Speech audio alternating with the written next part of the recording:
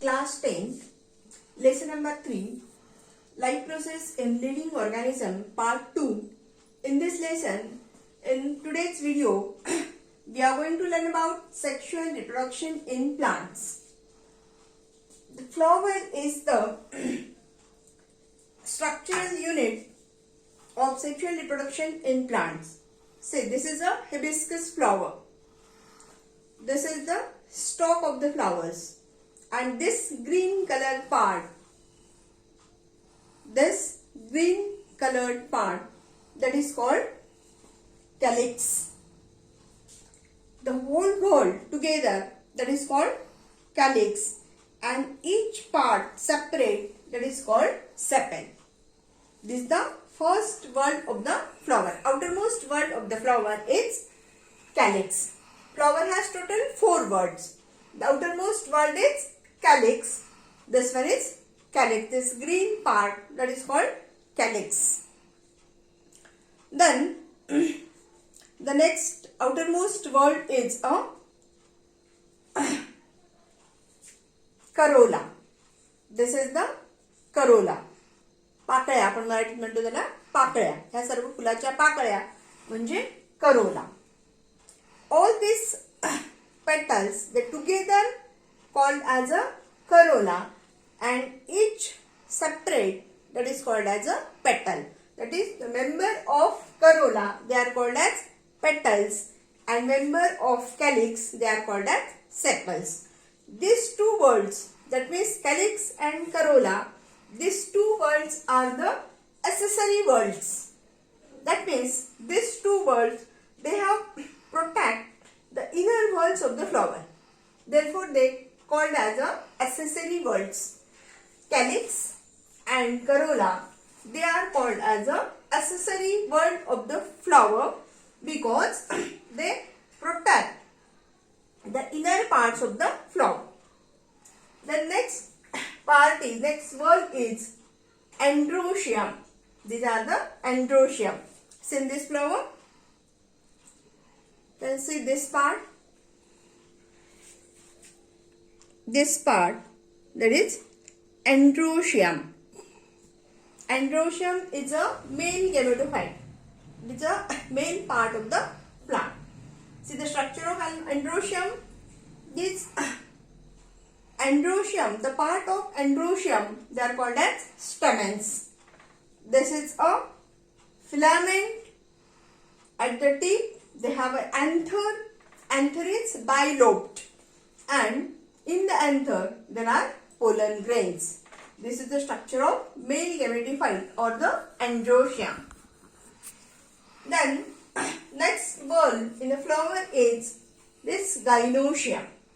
Androecium, it consists of filament and anther pollen grains. This is androecium part of the plant, this part. Then fourth word of the flower is gynoecium. This gynoecium is the male gametophyte. Female gametophyte. Gynoecium is the female gametophyte. This gynoecium consists of this basal solan part, that is called ovary, and a style. It is a hollow style, and at the tip there is a stigma. That means gynoecium consists of ovary, this style, and stigma.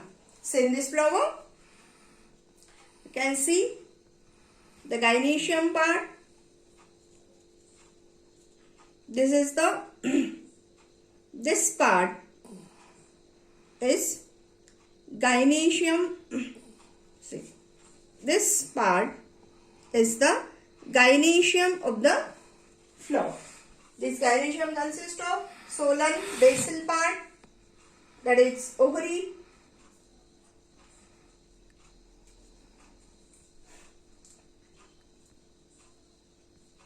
this basal solan part, that is ovary, and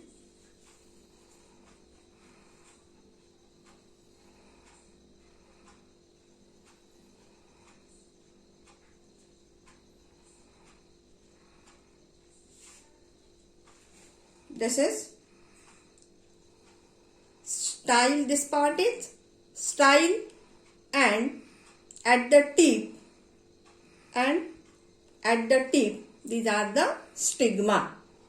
This is the stigma. This tube-like structure, that is style, and ovary. Solan basal part is ovary. This consists of gynoecium. These are the 4 whorls of the flowers. Calyx, that is outermost part. Corolla, they have petals. Then third is androecium. This part is androecium and gynoecium. These are the 4 whorls of the flower.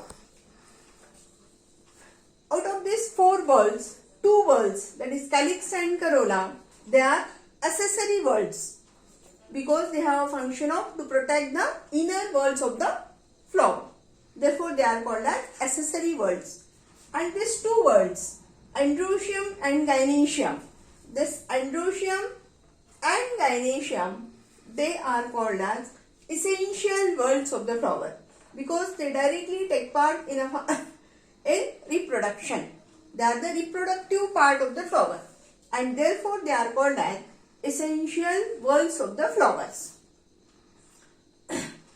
If these 2 whorls, that is gynoecium and androecium, both the whorls are present in the same flower, just like this flower. This hibiscus flower has 2 whorls, androecium as well as gynoecium. This type of flowers are called bisexual flowers. Both the organs, that is androecium, that is male gametophyte, and gynoecium, that is female gametophyte, if both these organs are present in the same flower, they are called as bisexual flower.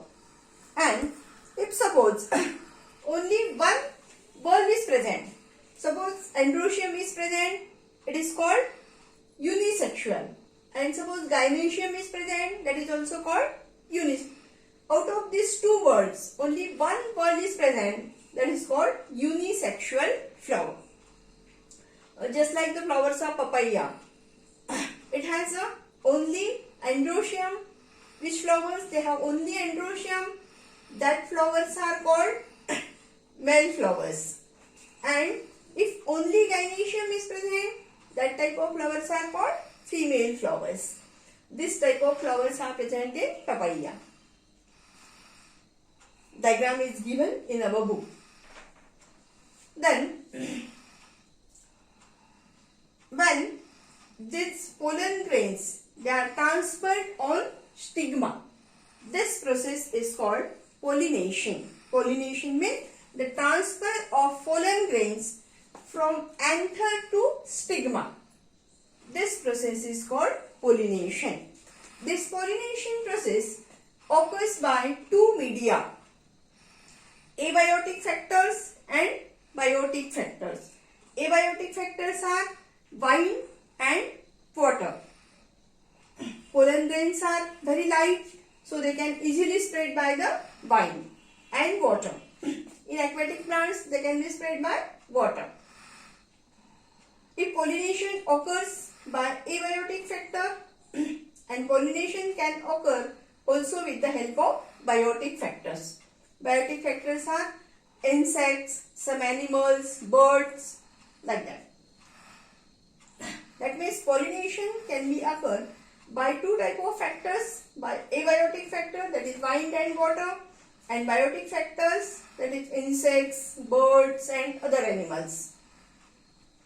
Now, when this pollination, suppose these are 2 plants, when the pollen grains of this plant fall on stigma of the same plant or the another flower of the same plant, that type of pollination is called self-pollination. See, again I will repeat.